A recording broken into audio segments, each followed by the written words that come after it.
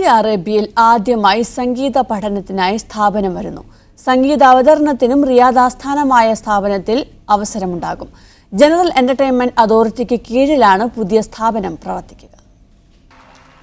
സംഗീതം മാത്രമായിരിക്കും ഇവിടെ പഠിപ്പിക്കുക. സ്ഥാപനത്തിനുള്ള ലൈസൻസ് സൗദി സാംസ്കാരിക ജനറൽ അതോറിറ്റി അനുവദിച്ചതായും general entertainment authority chairman Turki Al Sheikh പറഞ്ഞു. അറബ് സംഗീത ലോകത്തെ സുവർണ ശബ്ദം എന്നറിയപ്പെട്ട അബൂബക്കർ സാലിഹ് ബൽഫക്കിയുടെ സ്മരണാർത്ഥമാണ് സ്ഥാപനം വരികയെന്നും തുർക്കി അൽ ഷെയ്ഖ് പറഞ്ഞു. റിയാദിൽ ആദ്യമായി ഹോളോഗ്രാം സംവിധാനത്തിൽ സംഗീതം അവതരിപ്പിച്ച ഗായകനാണ് അബൂബക്കർ. യമനിൽ ജനിച്ച അബൂബക്കർ തന്റെ ജീവിതത്തിന്റെ 2/3 ഭാഗവും സംഗീതത്തിനു വേണ്ടിയാണ് ചെലവഴിച്ചത്. ആധുനിക അറബ് സംഗീതത്തിലെ പ്രമുഖരിൽ പലരും ഇദ്ദേഹത്തിന്റെ ശിക്ഷകണങ്ങളിൽ പെട്ടവരാണ്. 1960 ശേഷമാണ് അബൂബക്കർ സൗദിയിലെത്തുന്നത്.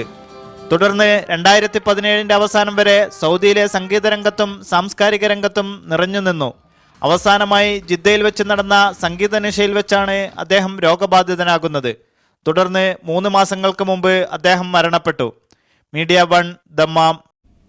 സ്മാർട്ട് ഫോൺ നിർമ്മാണ രംഗത്ത് ശ്രദ്ധേയമായ കാൽവെപ്പുമായി സൗദി അറേബ്യ. സ്മാർട്ട് ഫോണുകളുടെ 40% ഭാഗങ്ങളും സൗദിയിൽ നിർമ്മിക്കുന്നുണ്ടെന്ന് കമ്മ്യൂണിക്കേഷൻ ആൻഡ് IT മന്ത്രി പറഞ്ഞു. ടെക്നോളജി മേഖലയിൽ ലോകത്തിലെ ഏറ്റവും വലിയ നിക്ഷേപ ശക്തിയാവുകയാണ് ലക്ഷ്യമെന്നും മന്ത്രി കൂട്ടിച്ചേർത്തു. സ്മാർട്ട് ഫോണുകളുടെ 40% ഭാഗങ്ങളും സൗദിയിൽ ഉൽപ്പാദിപ്പിക്കുന്നുണ്ടെന്ന് കമ്മ്യൂണിക്കേഷൻ ആൻഡ് ഇൻഫർമേഷൻ ടെക്നോളജി മന്ത്രി അബ്ദുള്ള അൽ സ്വാഹ പറഞ്ഞു. സ്പെയിനിൽ നടന്ന വേൾഡ് മൊബൈൽ കോൺഗ്രസ് 2019 എന്ന പരിപാടിയിൽ പങ്കെടുത്ത് സംസാരിക്കുകയായിരുന്നു അദ്ദേഹം. പരിപാടി നടക്കുന്ന സമ്മേളന ഹാളിൽ ഉപയോഗിക്കുന്ന 95% സ്മാർട്ട് ഫോണുകളിലും പ്രവർത്തിക്കുന്ന ARM പ്രൊസസറുകൾ പങ്കാളിത്ത വ്യവസ്ഥയിൽ സൗദി അറേബ്യയിൽ നിർമ്മിച്ചതാണ്. സോഫ്റ്റ് ബാങ്കിന്റെയും സൗദി വിഷൻ ഫണ്ടിന്റെയും ഉടമസ്ഥതയിലുള്ളതാണ് ARM പ്രൊസസർ കമ്പനി. കൂടാതെ ഫോൺ വ്യവസായത്തിലെ അസംസ്കൃത വസ്തുക്കളുടെ 40% നിർമ്മിക്കുന്നത് Saudi Arabian basic industries corporation അഥവാ സാബിക് ആണ്. ലോകത്തിലെ ഏറ്റവും വലിയ 2ാമത്തെ പെട്രോകെമിക്കൽ കമ്പനിയാണ് സാബിക്. ടെക്നോളജി മേഖലയിൽ ലോകത്തിലെ ഏറ്റവും വലിയ നിക്ഷേപ ശക്തിയാകുവാൻ $100 ബില്യൺ നിക്ഷേപിച്ചിട്ടുണ്ടെന്നും അദ്ദേഹം പറഞ്ഞു. സർക്കാർ, വ്യാപാര, വാണിജ്യ, ആരോഗ്യ മേഖലകളിലെ ഡിജിറ്റൽ വൽക്കരണങ്ങളിലൂടെ രാജ്യം അതിവേഗം വളർന്നുകൊണ്ടിരിക്കുകയാണ്. മിനിറ്റുകൾക്കകം വാണിജ്യ ലൈസൻസുകൾക്ക് അപേക്ഷിക്കുവാനും 1 ദിവസത്തിനകം തന്നെ ലൈസൻസ് കൈപ്പറ്റുവാനും സാധിക്കും വിധം സാങ്കേതിക വിദ്യാരംഗത്ത് രാജ്യം മാറിക്കഴിഞ്ഞുവെന്നും മന്ത്രി കൂട്ടിച്ചേർത്തു. Gafoor Kondotty, media 1, Jeddah. കുവൈത്തിൽ സന്ദർശന വിസകളിൽ എത്തുന്നവർക്ക് ആരോഗ്യ ഇൻഷുറൻസ് നിർബന്ധമാക്കണമെന്ന കരട് നിർദ്ദേശം നാളെ പാർലമെന്റ് ചർച്ച ചെയ്യും. തൊഴിൽ വിസക്കാരുടേതിന് സമാനമായ രീതിയിൽ സന്ദർശകർക്കും ആരോഗ്യ ഇൻഷുറൻസ് നിർബന്ധമാക്കണമെന്ന നിർദ്ദേശമാണ് നീണ്ട ഇടവേളയ്ക്ക് ശേഷം വീണ്ടും ചർച്ചയാകുന്നത്. സന്ദർശന വിസക്കാർക്ക് ഹെൽത്ത് ഇൻഷുറൻസ് നിർബന്ധമാക്കണമെന്ന കരട് നിർദ്ദേശം 2 വർഷം മുമ്പാണ് പാർലമെന്റിൽ സമർപ്പിക്കപ്പെട്ടത്. പാർലമെന്റിലെ ആരോഗ്യ സമിതി നിർദ്ദേശം പരിശോധിക്കുകയും അംഗീകാരം നൽകുകയും ചെയ്തിരുന്നു. രാജ്യത്ത് സ്ഥിരമായി താമസാനുമതിയുള്ള വിദേശികൾക്ക് മാത്രമാണ് 1999 ഹെൽത്ത് ഇൻഷുറൻസ് നിയമപ്രകാരം ആരോഗ്യ പരിരക്ഷ നിർബന്ധമുള്ളത്. അതിനാൽ പഴയ നിയമം ഭേദഗതി ചെയ്യണമെന്നാണ് ആരോഗ്യ സമിതിയുടെ റിപ്പോർട്ട്. ഇക്കാര്യമാകും ചൊവ്വാഴ്ച ചേരുന്ന പാർലമെന്റ് സമ്മേളനത്തിൽ ചർച്ചയാവുക. നിർദ്ദേശം നിയമമായാൽ വിദേശികളുടെ സന്ദർശന വിസക്കുള്ള അപേക്ഷയോടൊപ്പം ആരോഗ്യ ഇൻഷുറൻസ് ഫീസ് അടച്ചതിന്റെ രേഖ സ്പോൺസർ സമർപ്പിക്കേണ്ടി വരും. തുടർന്ന് സന്ദർശന വിസയിലെത്തുന്നവർക്ക് ഇൻഷുറൻസിന്റെ പരിരക്ഷയിൽ സ്വകാര്യ ആശുപത്രികളിൽ ചികിത്സ സൗജന്യമായി ലഭിക്കും. വിദേശികളുടെ ചികിത്സയ്ക്കായുള്ള ഇൻഷുറൻസ് ആശുപത്രികളുടെ നിർമ്മാണം രാജ്യത്ത് പുരോഗമിക്കുകയാണ്. ആശുപത്രികൾ പ്രവർത്തന സജ്ജമായാൽ സ്ഥിരതാമസമുള്ളവരുടെ ഇൻഷുറൻസ് നിരക്കിൽ വർധനയുണ്ടാകുമെന്ന് ആരോഗ്യ മന്ത്രാലയം നേരത്തെ വ്യക്തമാക്കിയിരുന്നു. Media 1, Kuwait city. കഴിഞ്ഞ വർഷം സൗദി എഞ്ചിനീയറിംഗ് കൗൺസിൽ നടത്തിയ സർട്ടിഫിക്കറ്റ് പരിശോധനയിൽ കണ്ടെത്തിയത് 2000-ഓളം വ്യാജ എഞ്ചിനീയറിംഗ് സർട്ടിഫിക്കറ്റുകൾ. 3 ലക്ഷത്തോളം സർട്ടിഫിക്കറ്റുകളിൽ നടത്തിയ പരിശോധനയിലാണ് ഇത്രയെണ്ണം വ്യാജമാണെന്ന് കണ്ടെത്തിയത്. സൗദിയിൽ ജോലി ചെയ്യുന്ന എഞ്ചിനീയറിംഗ് ബിരുദധാരികളുടെ സർട്ടിഫിക്കറ്റ് പരിശോധിച്ച് ആധികാരികത ഉറപ്പുവരുത്തുന്ന ഏജൻസിയാണ് സൗദി എഞ്ചിനീയറിംഗ് കൗൺസിൽ. കൗൺസിലിന്റെ അംഗീകാരം നേടിയവർക്ക് മാത്രമാണ് രാജ്യത്തെ എഞ്ചിനീയറിംഗ് മേഖലയിൽ ജോലി ചെയ്യാൻ അനുവാദമുള്ളത്. കഴിഞ്ഞ വർഷം കൗൺസിലിന് മുന്നിലെത്തിയത് 2,90,000 അപേക്ഷകൾ.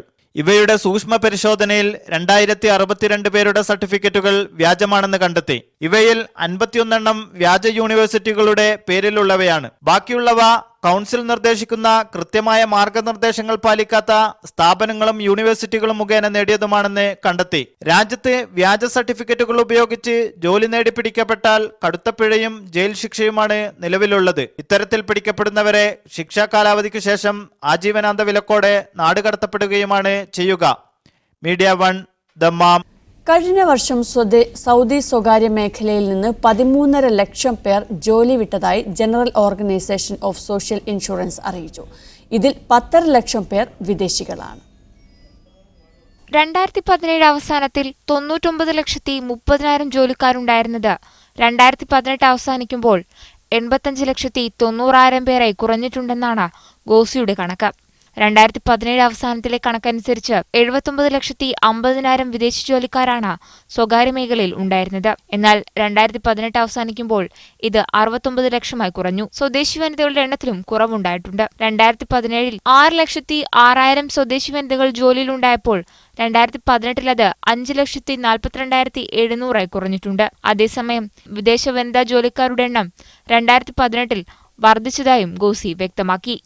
2017 2,11,700 വിദേശ വനിതാ ജോലിക്കാരുടെ എണ്ണം. 2018 അവസാനിക്കുമ്പോൾ 2,14,200 വർദ്ധിച്ചിട്ടുണ്ട്. Media 1 Riyadh. ബാങ്കുകളിലെ എക്സിക്യൂട്ടീവ് തസ്തികകളിൽ സ്വദേശീവൽക്കരണം ത്വരിതപ്പെടുത്താൻ കുവൈറ്റ് സെൻട്രൽ ബാങ്ക് വിജ്ഞാപനം. ഈ മാസം 31-നുള്ളിൽ സ്വദേശീവൽക്കരണ തോത് 70% നിർദ്ദേശം. രാജ്യത്തെ മുഴുവൻ ബാങ്കുകൾക്കും സെൻട്രൽ ബാങ്ക് ഇത് സംബന്ധിച്ച സർക്കുലർ അയച്ചിട്ടുണ്ട്. 2019 ആദ്യപാദമാകുമ്പോഴേക്ക് ബാങ്കുകളിലെ ഉയർന്ന തസ്തികകളിൽ കുവൈത്തികളെ നിയമിക്കുന്നതിനുള്ള നടപടികൾ സ്വീകരിക്കാൻ സെൻട്രൽ ബാങ്ക് കഴിഞ്ഞ വർഷം ബാങ്കുകൾക്ക് നിർദ്ദേശം നൽകിയിരുന്നു. ഈ നിർദ്ദേശമാണിപ്പോൾ വിജ്ഞാപനമായി ഇറങ്ങിയത്. നിർദ്ദേശത്തിന്മേൽ ബാങ്കുകൾ കൈക്കൊണ്ട നടപടികൾ സെൻട്രൽ ബാങ്കിനെ അറിയിക്കണമെന്നും സർക്കുലറിലുണ്ട്. നിലവിൽ 65% ബാങ്കിംഗ് മേഖലയിൽ സ്വദേശികളുടെ സാന്നിധ്യം. മാർച്ച് 31-ന് മുമ്പ് ഇത് 70% ലക്ഷ്യം. ഉയർന്ന തസ്തികകളിൽ കുവൈത്തികൾക്ക് പരിശീലനം നൽകാൻ ആവശ്യമായ വിദേശികളെ മാത്രം നിലനിർത്താനാണ് പദ്ധതി. കൃത്യനിർവഹണത്തിന് സ്വദേശികൾ പ്രാപ്തരാകുന്ന മുറക്ക് ഇവരെയും ഒഴിവാക്കും. സർക്കാർ ജോലി കഴിഞ്ഞാൽ സ്വദേശികൾക്ക് ഏറെ താൽപ്പര്യമുള്ളതും ബാങ്കിംഗ് മേഖലയാണ്. സിവിൽ സർവീസ് കമ്മീഷനിൽ തൊഴിലിനപേക്ഷിച്ചവർക്കും പുതുതായി പഠിച്ചിറങ്ങുന്നവർക്കും തൊഴിലവസരങ്ങൾ കണ്ടെത്തുന്നതിനായി സർക്കാർ ആവിഷ്കരിച്ച ബഹുമുഖ പദ്ധതികളുടെ ഭാഗമാണ് സെൻട്രൽ ബാങ്കിന്റെ നടപടി. തന്ത്രപ്രധാന മേഖലകളിൽ വിദേശി സാന്നിധ്യമില്ലാതാക്കുക എന്ന ലക്ഷ്യവും നടപടിക്ക് പിന്നിലുണ്ട്. Media 1 Kuwait city. കുവൈത്തിൽ പാർലമെന്റ് ഉപതെരഞ്ഞെടുപ്പിനുള്ള ഒരുക്കങ്ങൾ പൂർത്തിയായതായി ആഭ്യന്തര മന്ത്രാലയം.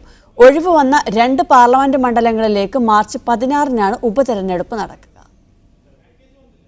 തുടർച്ചയായി സഭാ നടപടികളിൽ നിന്ന് വിട്ടുനിന്നതുമൂലം അയോഗ്യരാക്കപ്പെട്ട വലീദ് തബ്തബായി, ജമാൻ അൽ ഹർബാഷ് എന്നിവരുടെ മണ്ഡലങ്ങളിലാണ് ഉപതെരഞ്ഞെടുപ്പ് നടക്കുന്നത്. 2ാം മണ്ഡലത്തിൽ ഒരു വനിതയടക്കം 26 പേരും 3ാം മണ്ഡലത്തിൽ 4 വനിതകളടക്കം 35 പേരും മത്സരരംഗത്തുണ്ട്. 2ാം മണ്ഡലത്തിൽ 62,547 3ാം മണ്ഡലത്തിൽ 96,528 വോട്ടർമാരാണുള്ളത്. മാർച്ച് 9 നാമനിർദ്ദേശം പിൻവലിക്കാനുള്ള അവസാന തീയതി. ഓൺലൈൻ ക്യാമ്പയിനുകളും മറ്റുമായി സ്ഥാനാർത്ഥികൾ പ്രചാരണം ആരംഭിച്ചിട്ടുണ്ടെങ്കിലും പൊതുപ്രചാരണ പരിപാടികളും തമ്പുകളും സജീവമായിട്ടില്ല. തെരഞ്ഞെടുപ്പിന് സൗകര്യവും സുരക്ഷയും ഒരുക്കുന്നതുമായി ബന്ധപ്പെട്ട് കഴിഞ്ഞ ദിവസം ആഭ്യന്തര മന്ത്രാലയത്തിലെ ഉന്നത ഉദ്യോഗസ്ഥർ യോഗം ചേർന്നിരുന്നു. മന്ത്രാലയത്തിലെ ഗതാഗത ഓപ്പറേഷൻ കാര്യ അസിസ്റ്റന്റ് അണ്ടർ സെക്രട്ടറിയും ഉപതെരഞ്ഞെടുപ്പ് field മേധാവിയുമായ major general Jamal Al സായിക്കിന്റെ അധ്യക്ഷതയിൽ ചേർന്ന യോഗം തെരഞ്ഞെടുപ്പ് മുന്നൊരുക്കങ്ങൾ വിലയിരുത്തി. Media 1 Kuwait city. ഖത്തറിലെ ജനസംഖ്യയിൽ സർവകാല റെക്കോർഡ്. നിർമ്മാണ മേഖലകളിലേക്ക് കൂടുതൽ വിദേശ തൊഴിലാളികൾ എത്തിയതാണ് ജനസംഖ്യ കൂടാൻ കാരണമായത്. വികസനാസൂത്രണ കണക്കെടുപ്പ് മന്ത്രാലയം പുറത്തുവിട്ട കണക്കുകളിലാണ് കഴിഞ്ഞ മാസാവസാനത്തോടെ ഖത്തറിലെ ജനസംഖ്യ സർവകാല റെക്കോർഡിലെത്തിയതായുള്ള വിവരങ്ങളുള്ളത്. 27,73,000 ജനങ്ങളാണ് ഏറ്റവും ഒടുവിലായി ഖത്തറിലുള്ളത്. സ്വദേശികളും പ്രവാസികളും കൂടിയുള്ള കണക്കാണിത്. മുൻവർഷത്തേക്കാൾ 2.7% വർധനവാണ് ഈ വർഷം ഇതേ സമയം ഉണ്ടായിരിക്കുന്നത്. ജനുവരി മാസത്തെ അപേക്ഷിച്ച് 0.2%. നിർമ്മാണ വ്യാപാര മേഖലകളിലേക്ക് കൂടുതൽ വിദേശ തൊഴിലാളികൾ എത്തിച്ചേർന്നതാണ് ജനസംഖ്യ കൂടാൻ കാരണമായത്. ജനുവരി മുതൽ മെയ് വരെയുള്ള മാസങ്ങളിലാണ് ഖത്തറിൽ ജനസംഖ്യ കൂടാറുള്ളത്. ഖത്തറിൽ ജോലിക്ക് കയറാൻ ഉദ്യോഗാർത്ഥികൾ കൂടുതലായി തെരഞ്ഞെടുക്കുന്ന സമയവും ഇതാണ്. Media 1 Doha. കുവൈത്തിൽ വിദേശികളുടെ ഇഖാമ വിവരങ്ങൾ പാസ്പോർട്ടിൽ സ്റ്റിക്കർ രൂപത്തിൽ പതിപ്പിക്കുന്ന സംവിധാനം ഒഴിവാക്കുന്നു. ഈ മാസം 10 മുതൽ ഇഖാമ വിവരങ്ങൾ സിവിൽ ID കാർഡിൽ മാത്രമാകും. ഗാർഹിക വിസയിലുള്ളവരുടെ ഇഖാമ വിവരങ്ങളാണ് ആദ്യഘട്ടത്തിൽ പാസ്പോർട്ടിൽ നിന്ന് ഒഴിവാക്കുക. നിലവിൽ എല്ലാ വിസ കാറ്റഗറികളിൽപ്പെട്ടവരുടെയും ഇഖാമ പാസ്പോർട്ടിൽ സ്റ്റിക്കർ രൂപത്തിലാണ് പതിക്കുന്നത്. ഇഖാമ നമ്പർ, MOI റഫറൻസ് നമ്പർ, ഇഖാമ കാലാവധി തുടങ്ങിയ വിവരങ്ങളാണ് സ്റ്റിക്കറിലുള്ളത്. പാസ്പോർട്ടിൽ സ്റ്റിക്കർ പതിക്കുന്നത് ഒഴിവാക്കുന്നതിന്റെ ഭാഗമായി ഈ വിവരങ്ങൾ ഇനി സിവിൽ ID കാർഡിലാണ് രേഖപ്പെടുത്തുക. മാർച്ച് 10 മുതൽ പുതിയ സംവിധാനം നടപ്പാക്കാനാണ് ആഭ്യന്തര മന്ത്രാലയത്തിന്റെ തീരുമാനം. ആദ്യഘട്ടത്തിൽ 20ാം നമ്പർ ഗാർഹിക വിസയിലുള്ളവരിലാണ് പുതിയ സംവിധാനം നടപ്പാക്കുന്നത്. അടുത്ത ഘട്ടത്തിൽ സ്വകാര്യ തൊഴിൽ മേഖലയിലുള്ളവരെയും ഉൾപ്പെടുത്തും. റെസിഡൻസി സ്റ്റിക്കറിലെ വിവരങ്ങളെല്ലാം സിവിൽ ID കാർഡിലും ഉള്ളതിനാലാണ് പാസ്പോർട്ടിലെ സ്റ്റിക്കർ പതിക്കൽ നിർത്തുന്നത്.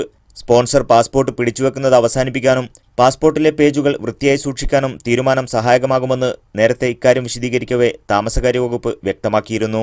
Media 1, Kuwait city. UAE-യിൽ പുതുതലമുറ സ്കൂളുകൾ സ്ഥാപിക്കാൻ 150 കോടി ദിർഹം വകയിരുത്തി. ഫുജൈറയിലെ ഹയർ കോളേജസ് ഓഫ് ടെക്നോളജി സന്ദർശിക്കവെയാണ് ദുബായ് ഭരണാധികാരി കൂടിയായ Sheikh Mohammed bin Rashid Al Maktoum ഈ പ്രഖ്യാപനം നടത്തിയത്. റോബോട്ടിക്സ്, നിർമ്മിത ബുദ്ധി, ആരോഗ്യം, പരിസ്ഥിതി എന്നിവയ്ക്ക് ലബോറട്ടറികളുള്ളതും പ്രത്യേക സ്പോർട്സ് സംവിധാനങ്ങൾ ഉൾപ്പെടുന്നതുമായിരിക്കും വിദ്യാലയങ്ങളെന്ന് Sheikh Mohammed bin Rashid Al Maktoum അറിയിച്ചു. കോളേജുകളെ സാമ്പത്തിക മേഖലകളാക്കി മാറ്റുന്നതിനുള്ള പദ്ധതിക്കും അദ്ദേഹം തുടക്കം കുറിച്ചു. ഹോസ്പിറ്റാലിറ്റി, ചില്ലറ വ്യാപാരം, എണ്ണ, ലോജിസ്റ്റിക് മേഖലകളിൽ ബിസിനസ് കേന്ദ്രീകൃത ആശയങ്ങൾ പ്രോത്സാഹിപ്പിക്കാനും ജോലിക്കുള്ള അവസരങ്ങൾ വികസിപ്പിക്കാനും ലക്ഷ്യമിട്ട് 65,000-ഓളം വിദ്യാർത്ഥികൾക്ക് വേണ്ടി തയ്യാറാക്കിയ പദ്ധതി കൂടിയാണിത്. 10 കോടി ദിർഹമാണ് ഇതിനായി നീക്കിവെച്ചത്. സമ്പദ് വ്യവസ്ഥയിലെ ചാഞ്ചല്യം കാരണം ജനങ്ങൾ ആശങ്കപ്പെട്ടു നിൽക്കുമ്പോൾ തങ്ങളൊരു മാറ്റത്തിന് ആക്കം കൂട്ടുകയാണെന്നും ഭാവിയെക്കുറിച്ച് അവർ ഭയപ്പെടുമ്പോൾ തങ്ങൾ ഭാവിയെ സൃഷ്ടിക്കുകയാണെന്നും ഷെയ്ഖ് മുഹമ്മദ് ബിൻ റാഷിദ് ട്വിറ്ററിൽ കുറിച്ചു.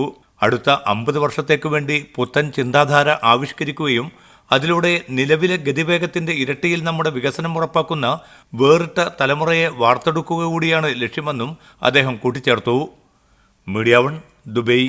കശ്മീർ അതിർത്തിയിലെ പ്രശ്നങ്ങളെ തുടർന്ന് പാകിസ്ഥാൻ വ്യോമ മേഖല അടച്ചതോടെ യാത്ര മുടങ്ങിയ ഉംറ തീർത്ഥാടകർ മക്കയിൽ നിന്ന് നാട്ടിലേക്ക് തിരിച്ചു. വ്യോമമേഖല പൂർണ്ണമായും തുറന്ന സാഹചര്യത്തിലാണ് പാകിസ്ഥാനിൽ നിന്നെത്തിയ തീർത്ഥാടകരുടെ യാത്രകൾ പുനരാരംഭിച്ചത്. സൗദി ഹജ്ജ് ഉംറ മന്ത്രാലയം തീർത്ഥാടകർക്ക് വേണ്ട സൗകര്യങ്ങൾ ഒരുക്കിയിരുന്നു. പാകിസ്ഥാൻ വ്യോമമേഖല അടച്ചതിനെ തുടർന്ന് പാകിസ്ഥാനിൽ നിന്നെത്തിയ 6000-ഓളം ഉംറ തീർത്ഥാടകരുടെ യാത്രയാണ് മുടങ്ങിയത്. ഇവർക്ക് ഹജ്ജ് ഉംറ മന്ത്രാലയം മക്കയിലും മദീനയിലുമായി ഹോട്ടലിൽ താമസ സൗകര്യങ്ങൾ ഒരുക്കിയിരുന്നു.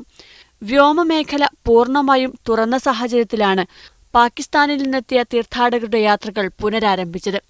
കറാച്ചി, ഇസ്ലാമാബാദ്, പെഷാവർ സെക്ടറുകളിലേക്ക് നേരത്തെ സർവീസുകൾ ആരംഭിച്ചിരുന്നു. ലാഹോർ, മുൾത്താൻ വ്യോമമേഖലകൾ കൂടി ഇന്ന് തുറന്നതോടെ യാത്ര മുടങ്ങിയ മുഴുവൻ തീർത്ഥാടകരും പാകിസ്ഥാനിലേക്ക് മടങ്ങി. സൗദിയ, പാകിസ്ഥാൻ എയർലൈൻസ് എന്നീ വിമാന കമ്പനികളാണ് സർവീസുകൾ പുനരാരംഭിച്ചത്. എന്നാൽ ഗൾഫ് എയറിന്റെ സർവീസുകൾ പുനരാരംഭിച്ചിട്ടില്ല. Media 1, Mecca. മുന്നിലുള്ള വാഹനവുമായി മതിയായ അകലം പാലിച്ചില്ലെങ്കിൽ ഡ്രൈവർക്ക് പിഴ ചുമത്തുമെന്ന് സൗദി ട്രാഫിക് വിഭാഗം വ്യക്തമാക്കി. സുരക്ഷാ മാനദണ്ഡം അനുസരിച്ച് അപകട സാധ്യത കുറയ്ക്കാൻ വാഹനങ്ങൾക്കിടയിൽ അകലം പാലിക്കേണ്ടത് അനിവാര്യമാണ്. പരിഷ്കരിച്ച ട്രാഫിക് പിഴകളിൽ 2ാം പട്ടികയിൽ ഈ പിഴ ഉൾപ്പെടുത്തിയിട്ടുണ്ട്. അകലം പാലിക്കാതിരുന്നാൽ 300 മുതൽ 500 റിയാൽ വരെ പിഴ ചുമത്തുമെന്നും ട്രാഫിക് വിഭാഗം മുന്നറിയിപ്പ് നൽകി. അബുദാബി പ്രസിഡൻഷ്യൽ കൊട്ടാരത്തിന്റെ ദൃശ്യചാരുതയിലേക്ക് എല്ലാവർക്കും ക്ഷണം. മാർച്ച് 11 മുതൽ ഖസർ അൽ വതൻ എന്ന പേരിലുള്ള കൊട്ടാരത്തിന്റെ വാതിൽ സന്ദർശകർക്കായി തുറക്കും. UAE-യുടെ സംസ്കാരത്തെക്കുറിച്ചുള്ള അറിവ് പ്രോത്സാഹിപ്പിക്കുക എന്ന ലക്ഷ്യത്തോടെ പ്രസിഡന്റ് ഷെയ്ഖ് ഖലീഫ ബിൻ സായിദാണ് കൊട്ടാരം സന്ദർശകർക്കായി തുറന്നുകൊടുക്കാൻ തീരുമാനിച്ചത്. അബുദാബി കിരീടാവകാശിയും UAE സായുധസേന ഡെപ്യൂട്ടി സുപ്രീം കമാൻഡറുമായ Sheikh Mohammed bin Zayed Al നഹിയാനാണ് പ്രഖ്യാപനം നടത്തിയത്. പൈതൃകം എന്നതിലുപരി അറേബ്യൻ മേഖലയുടെ പാരമ്പര്യത്തിനും കലയ്ക്കുമുള്ള കേന്ദ്രം കൂടിയാണ് പ്രസിഡൻഷ്യൽ പാലസ്. കൊട്ടാരത്തിന്റെ പടിഞ്ഞാറൻ ഭാഗത്ത് UAE രൂപവൽക്കരണത്തെക്കുറിച്ചും ഭരണനിർവഹണത്തെക്കുറിച്ചും അറിവ് നൽകുന്ന സംവിധാനങ്ങളുണ്ട്. ഔദ്യോഗിക യോഗങ്ങൾ നടക്കുന്ന ഹാളുകളിലേക്കും സന്ദർശകർക്ക് ഇനി പ്രവേശിക്കാം. വിശാലമായ ഖസർ അൽ വതൻ ലൈബ്രറിയിലേക്കും സന്ദർശകർക്ക് അനുമതി ലഭിക്കും. UAE-യുടെ രാഷ്ട്രീയ, സാമൂഹിക, സാംസ്കാരിക ചരിത്രം പറയുന്ന പുസ്തകങ്ങളുടെ വൻ സമാഹാരമാണ് ഇവിടെയുള്ളത്. കരകൗശല വസ്തുക്കളാൽ കൊട്ടാരം സമ്പന്നമാണ്. വൈകുന്നേരം കൊട്ടാരത്തിലെ ലൈറ്റ് സൗണ്ട് ഷോ ആസ്വദിക്കാനും സന്ദർശകർക്ക് അവസരം ലഭിക്കും. UAE-യുടെ ഭൂത, വർത്തമാന, ഭാവി കാലങ്ങൾ പ്രതിഫലിക്കുന്ന കഥയാണ് 3 ഭാഗങ്ങളായി ലൈറ്റ് സൗണ്ട് ഷോയിൽ അവതരിപ്പിക്കുക. കൊട്ടാരം തുറക്കുന്നതോടെ കൂടുതൽ വിനോദസഞ്ചാരികൾ അബുദാബിയിലേക്ക് പ്രവഹിക്കും. ലുവർ അബുദാബി തുറന്ന് 1 വർഷത്തിനുള്ളിൽ 10 ലക്ഷം പേരാണ് മ്യൂസിയം സന്ദർശിച്ചത്. Media 1, Abu Dhabi. സൗദിയിലെ വാഹനാപകടങ്ങളുടെ പ്രധാന കാരണങ്ങളിൽ ഒന്ന് ഡ്രൈവിംഗിനിടെയുള്ള മൊബൈൽ ഉപയോഗമെന്ന് പഠന റിപ്പോർട്ട് വ്യക്തമാക്കുന്നു. സാസോയുടെ പഠന റിപ്പോർട്ടിലാണ് രാജ്യത്തെ വാഹനാപകടങ്ങളിൽ 1.5 ലക്ഷത്തിലധികം അപകടങ്ങൾ മൊബൈൽ ഉപയോഗം കാരണമാണെന്ന് കണ്ടെത്തിയത്. Saudi standard metrology and quality ഓർഗനൈസേഷനാണ് പഠനം നടത്തിയത്. രാജ്യത്ത് നടക്കുന്ന വാഹനാപകടങ്ങളിൽ 5-ൽ 2 ഡ്രൈവിംഗിനിടെ മൊബൈൽ ഉപയോഗിച്ചതിനെ തുടർന്നാണെന്നാണ് കണ്ടെത്തൽ. കഴിഞ്ഞ വർഷത്തെ മൊത്തം അപകടങ്ങളിൽ 1,61,242 അപകടങ്ങൾ മൊബൈൽ കാരണമുണ്ടായതായി സമിതിയുടെ റിപ്പോർട്ട് വ്യക്തമാക്കുന്നു. മൊബൈൽ ഉപയോഗിക്കുന്നത് മുഖേന ഡ്രൈവ് ചെയ്യുന്നവരുടെ ശ്രദ്ധ മാറുന്നതായും ഇത് അപകടത്തിന് വഴിവെക്കുന്നതായും സമിതിയുടെ റിപ്പോർട്ട് വിശദീകരിക്കുന്നു. വാഹനങ്ങൾക്ക് എയർബാഗ് സംവിധാനം നിർബന്ധമാക്കിയത് അപകടങ്ങളിലെ മരണനിരക്ക് 12% കുറയുന്നതിന് കാരണമായതായും സീറ്റ് ബെൽറ്റിന്റെ ഉപയോഗം കർശനമാക്കിയത് മരണനിരക്ക് 60-ൽ നിന്ന് 40% കുറയാൻ ഇടയാക്കിയതായും സമിതി റിപ്പോർട്ട് വ്യക്തമാക്കുന്നു. അടുത്തിടെ സാസുയുടെ നേതൃത്വത്തിൽ രാജ്യത്തെ വാഹനങ്ങളിൽ സുരക്ഷാ സൗകര്യങ്ങൾ വർദ്ധിപ്പിച്ചിരുന്നു. ഇതിനെ തുടർന്ന് പല പ്രമുഖ കമ്പനികളുടെയും വാഹനങ്ങൾ സുരക്ഷാ കാരണങ്ങളാൽ വിപണിയിൽ നിന്നും തിരിച്ചുവിളിക്കേണ്ടതായും വന്നിരുന്നു. Media 1 Dammam. തനിമ ജിദ്ദ നോർത്ത് ജനസേവന വിഭാഗം മെഡിക്കൽ ക്യാമ്പ് സംഘടിപ്പിച്ചു. ദാബാനിലെ ലേബർ ക്യാമ്പിൽ നടത്തിയ ക്യാമ്പ് 100ഓളം തൊഴിലാളികൾക്ക് ആശ്വാസമായി. പരിശോധനയും ആവശ്യമായ മരുന്നുകളും പൂർണ്ണമായും സൗജന്യമായാണ് വിതരണം ചെയ്തത്.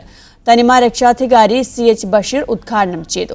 ജനസേവനം coordinator KK Nisar, Naseem, Jeddah polyclinic marketing manager Sadiq Pandikkad, doctor Faraz Muhammad എന്നിവർ സംസാരിച്ചു. Volunteer captain Muneer Ibrahim camp നിയന്ത്രിച്ചു. ദേശീയതല പ്രവേശന പരീക്ഷയിൽ പ്രവാസി വിദ്യാർത്ഥിക്ക് മികച്ച നേട്ടം.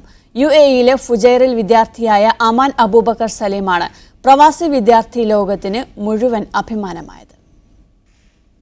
Mumbai Indian institute of technology നടത്തിയ എൻട്രൻസ് പരീക്ഷയിൽ ഉയർന്ന റാങ്കോടെ മിന്നും വിജയം കരസ്ഥമാക്കിയിരിക്കുകയാണ് അമാൻ അബൂബക്കർ സലീം.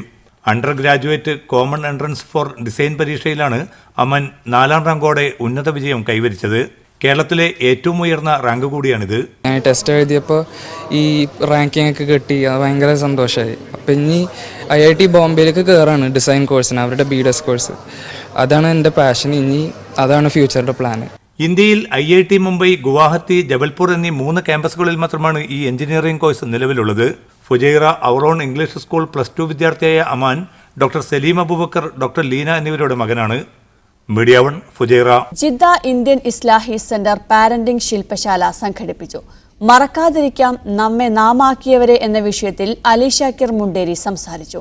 ആരാവണം നമ്മുടെ മക്കൾ, തിരുത്തപ്പെടേണ്ട ധാരണകൾ എന്ന വിഷയത്തിൽ അബ്ദുൾ റസാഖ് കൊടുവള്ളിയും ക്ലാസ് നയിച്ചു. ജിദ്ദ ചേംബർ ഓഫ് കൊമേഴ്സ് അംഗം അബ്ദുൽ കരീം അബ്ദുൽ റഷീദ് ബദ്ര ഉദ്ഘാടനം ചെയ്തു. വിവിധ സംഘടനാ നേതാക്കൾ സംസാരിച്ചു. കുട്ടികളുടെ വിവിധ കലാപരിപാടികളും അരങ്ങേറി. നിർമ്മാണ രംഗത്തെ അസംസ്കൃത വസ്തുക്കളുടെ ഖത്തറിലെ മൊത്ത വിതരണക്കാരായ ഏബിൾ ഗ്രൂപ്പ് പട്ട ഇന്റർനാഷണൽ കമ്പനിയുടെ കൂടുതൽ ഉപകരണങ്ങൾ വിപണിയിലെത്തിക്കുന്നു. ദോഹയിൽ നടന്ന ചടങ്ങിൽ ഇരു ഗ്രൂപ്പുകളും തമ്മിൽ ഇതിനായുള്ള കരാറിൽ ഒപ്പുവെച്ചു. നിർമ്മാണ മേഖലയിലെ പ്രശസ്തരായ തായ്വാനിലെ പട്ട ഗ്രൂപ്പിന്റെ വിവിധ ഉപകരണങ്ങളാണ് പുതുതായി ഏബിൾ ഗ്രൂപ്പ് ഖത്തറിലെ വിപണിയിൽ വിതരണത്തിനെത്തിക്കുന്നത്. ആംഗിൾ ഗ്രൈൻഡർ, സർക്കുലർ വാൾ, electric blower, electric drill, rotary hammer, heavy drill machine, hacksaw machine തുടങ്ങിയ ടൂളുകളും അനുബന്ധ ഉപകരണങ്ങളുമാണ് ഏബിൾ ഗ്രൂപ്പ് ഖത്തറിലെ വിപണിയിൽ എത്തിക്കുന്നത്. പട്ട കമ്പനിയുടെ വിവിധ തരം ഉൽപ്പന്നങ്ങൾ ഏബിൾ നേരത്തെ തന്നെ ഖത്തറിൽ വിതരണം ചെയ്യുന്നുണ്ട്. ദോഹയിൽ നടന്ന ചടങ്ങിൽ Able group chairman Rashid Abdulla Sahid Al Ameer Al Kaabi, managing director Basheer Payyanattil, പട്ട group international chairman David Huang, assistant vice president Heidi Liu, secretary ടിനാഷൻ എന്നിവർ ചേർന്ന് വിതരണാവകാശ കരാറിൽ ഒപ്പുവെച്ചു. 1975 സ്ഥാപിതമായ ഏബിൾ ഗ്രൂപ്പ് നിലവിൽ മിഡിൽ ഈസ്റ്റിലെ പ്രധാന ബിൽഡിംഗ് മെറ്റീരിയൽ വിതരണക്കാരാണ്. പവർ ടൂൾസിന് പുറമെ sanitary, painting tools, hand tools, സുരക്ഷാ ഉപകരണങ്ങൾ, പ്ലംബിംഗ്, ഇലക്ട്രിക്കൽ, കാർപ്പൻട്രി ഐറ്റംസ് തുടങ്ങിയവയും ഗ്രൂപ്പ് ഖത്തറിൽ വിതരണം ചെയ്യുന്നുണ്ട്. Media 1 Doha. Mavelikkara bishop Moore college alumni association Kuwait chapter സംഘടിപ്പിക്കുന്ന കലാലയ വർണ്ണങ്ങൾ 2019 ഫ്ലെയർ പ്രകാശനം അസോസിയേഷൻ പ്രഥമ സെക്രട്ടറി ജോർജ് ഈപ്പൻ നിർവഹിച്ചു. Publicity convener Nisar K Rasheed flyer കൈമാറി. ഭാരവാഹികളായ മനോജ് പരിമണം, ബാബു ഗോപാൽ, സംഗീത് സോമനാഥ് തുടങ്ങിയവർ സന്നിഹിതരായിരുന്നു.